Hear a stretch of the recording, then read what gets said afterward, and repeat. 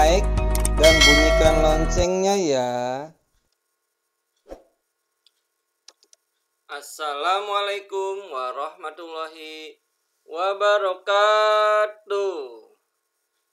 Anak-anak kelas 4, bagaimana kabar kalian hari ini, pagi ini? Mudah-mudahan kalian tetap sehat ya, dan tetap semangat dalam belajar. Anak-anak, kali ini kita masih di tema 5, pahlawanku.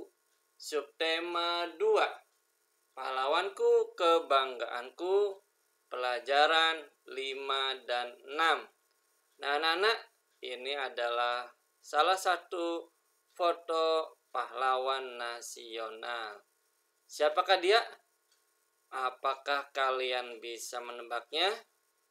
Ya, nanti akan kita pelajari dalam pembelajaran kita kali ini di pembelajaran 5 dan 6 ya. Anak-anak, ini adalah cover buku tema 5, pahlawanku, buku tematik ya.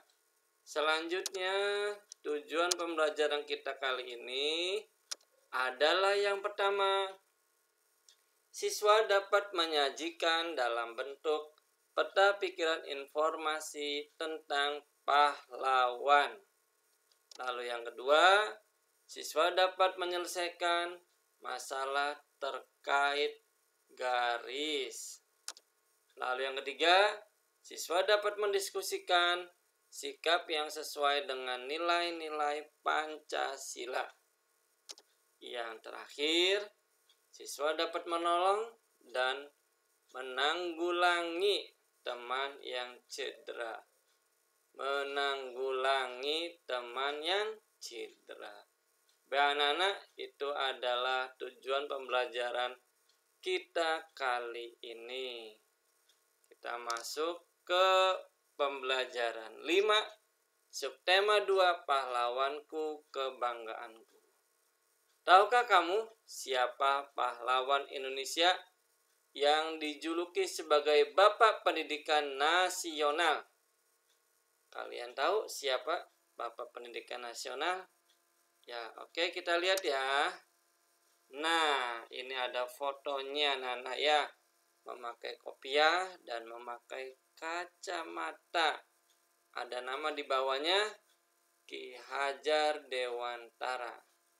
Nama asli Ki Hajar Dewantara adalah Raden Maswardi Suryaningrat. Nah, termasuknya dia ini orang kaya anak-anak ya. Masih keturunan kerajaan ya, ada radennya. Ya. Beliau lahir di Yogyakarta pada tanggal 2 Mei 1889. Raden Maswardi Suryaningrat menamatkan atau menyelesaikan pendidikan sekolah dasarnya di Yogyakarta anak-anak, dan sempat melanjutkan pendidikannya di Stovia. Kalian tahu Stovia apa? Ya, Stovia adalah sekolah kedokteran di Jakarta yang didirikan khusus untuk orang Indonesia. Kemampuannya dalam berbahasa Belanda yang lancar digunakannya untuk menuliskan kritikan-kritikan. Ya, kritikan itu mengingatkan anak-anak ya, mengingatkan terhadap pemerintah Belanda ya atas kesewenang-wenangnya menjajah bangsa kita Indonesia. Oke. Pada tanggal 3 Juli 1922, Ki Hajar Dewantara mendirikan perguruan taman siswa. Ya, perguruan ini dalam bentuk pendidikan anak-anak ya, bukan perguruan pencak silat ya. Namanya adalah taman siswa, yaitu sekolah nasional pertama bagi rakyat Indonesia. Taman siswa merupakan bentuk nyata perjuangan melawan penjajahan. Karena beliau yakin ya bahwa pendidikan akan membantu mencapai tujuan, yaitu kemerdekaan bangsa Indonesia. Karena jika rakyat Indonesia ini semuanya berpendidikan, ya apalagi sampai sekolah tinggi, pasti pikirannya itu akan semakin pandai, akan semakin terbuka, ya apalagi mereka dalam posisi yang dijajah, tentunya mereka akan punya ide-ide kreatif dalam melawan penjajahan Belanda. Jasa Ki Hajar Dewantara sangatlah besar dalam dunia pendidikan. Beliau mendapat gelar Bapak Pendidikan Nasional. Apa gelarnya anak-anak? Bapak Pendidikan Nasional. Dan lahirnya tanggal 2 Mei diperingati sebagai Hari Pendidikan Nasional. Tanggal berapa anak-anak? Tanggal 2 Mei setiap tahunnya itu pasti akan diperingati sebagai Hari Pendidikan Nasional. Berdasarkan teks di atas, jawablah pertanyaan berikut. Ya, di sini ada foto Bapak Ki Hajar Dewantara di tengah ini anak-anak ya. Apa jasa Ki Hajar Dewantara bagi bangsa Indonesia?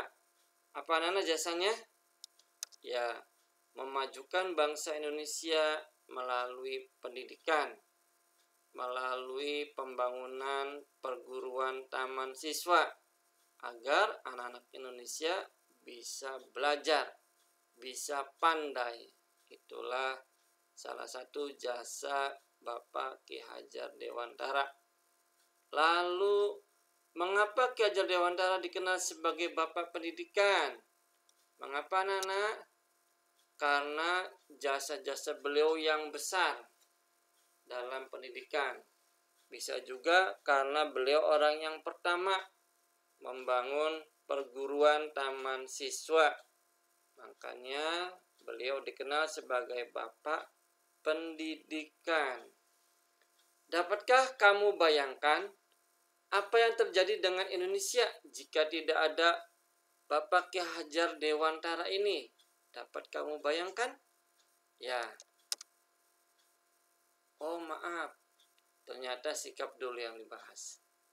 Sikap apa yang bisa kita contoh dari Ki Hajar Dewantara? Yaitu belajar hingga menjadi dokter, belajar hingga menjadi orang pandai. Ya, kalau sudah pandai, kita bisa melawan penjajah. Lalu, apa yang kamu bayangkan? Jawabannya, Indonesia akan terlambat dalam pendidikan. Ya, mungkin juga karena terlambat akan sedikit orang-orang pandai anak-anak. Sehingga nanti apabila sedikitnya orang pandai, maka penjajahan akan terus merajalela. Anak-anak, itu adalah jawaban-jawaban teks tersebut di atas. Nah, Ki Hajar Dewantara adalah pahlawan pendidikan Indonesia. Berkat beliau kita bisa bersekolah seperti sekarang. Ya, anak-anak sudah sekolah? Ya, bisa sekolah, ada SD. Sebelum SD ada PAUD, ada TK. Lalu setelah lulus SD ada SMP. Lalu setelah itu ada SMA dan ada yang kuliah. Apa yang sebaiknya kita lakukan sebagai pelajar? Apa anak-anak yang harus kalian lakukan sebagai pelajar? Tentunya kalian harus belajar dengan semangat dan giat ya, agar nilai kalian baik dan bisa melanjutkan sekolah yang lebih baik. Ya. Ki Hajar Dewantara adalah pahlawan yang pantang menyerah dan tidak pernah gentar dalam memperjuangkan kemajuan pendidikan di Indonesia. Beliau terus berjuang membangun perguruan-perguruan taman siswa. Hampir di seluruh Indonesia ada perguruan taman siswa ini anak-anak. Ada cabangnya ya. Oke, kita lanjut. Ayo berlatih. Amati gambar berikut. Nah, ini gambar apa anak-anak? Ya, gambar tiang listrik ya. Lalu di sini ada kabel anak-anak ya. Ada kabelnya. Ini termasuk garis apa anak-anak? garis lurus atau garis berpotongan kabel-kabel ini anak-anak ya. Kabel apa? Ya, garis apa? Garis lurus ya. Garis lurus sehingga listrik ini tidak konslet. Jika kabel listrik ini berpotongan, menempel, tentunya akan terjadi konsleting listrik. Bahkan jika ini tegangan tinggi, maka akan ada ledakan-ledakan kecil, lalu yang akan mengakibatkan lampu di rumah atau di kantor atau lampu merah di jalan akan padam anak-anak ya. Itu jika kabel listrik ini berpotongan atau bersentuhan. Lalu anak-anak perhatikan pula gambar berikut. Apakah kamu menemukan garis sejajar dan garis berpotongan pada gambar tersebut? Ada tidak anak-anak? Ya, ada garis yang sejajar pada baling-baling ini di pinggirnya. Lalu di besi yang utama ada garis yang berpotongan ya dalam kincir angin ini anak-anak ya. Kincir angin ini anak-anak ya, tenaga angin lalu diubah menjadi energi listrik anak-anak ya. Pembangkit listrik tenaga angin tapi melalui kincir angin. Apakah kalian pernah mencoba membuat kincir angin sederhana dari kertas? Ya, tentu sudah ya. Bagaimana? Apakah bisa memutar baling-balingnya? Ya. Baik. Selanjutnya kita masuk ke penilaian pembelajaran 5. Ada soal yang pertama. Siapakah yang dijuluki Bapak Pendidikan Nasional? Siapa anak yang dijulukinya? Ya. Nomor 2. Siapakah nama asli Ki Hajar Dewantara? Nama aslinya siapa? Ya. Raden siapa? Titik ya. Lanjutnya nomor 3. Apakah nama perguruan pendidikan yang didirikan oleh Bapak Ki Hajar Dewantara? Nama perguruannya apa? Selanjutnya nomor 4. Kapankah kita memperingati Hari Pendidikan Nasional? Tanggal berapa dan bulan apa? Ya, setiap tahunnya kita memperingati Hari Pendidikan Nasional. Yang kelima, sikap baik apa yang bisa kita ikuti? Yang bisa kita tiru dari Ki Hajar Dewantara? Sikap baiknya apa anak-anak ya? Dan anak itu adalah soal nomor 1 sampai dengan 5 di pembelajaran 5. Kalian tulis ya isinya dan nanti akan diperiksa oleh Bapak atau Ibu gurumu di sekolah sesuai jadwal yang ditentukan. Baik, sekarang kita lanjut ke pembelajaran 6. Masih di subtema 2, pahlawanku kebanggaanku.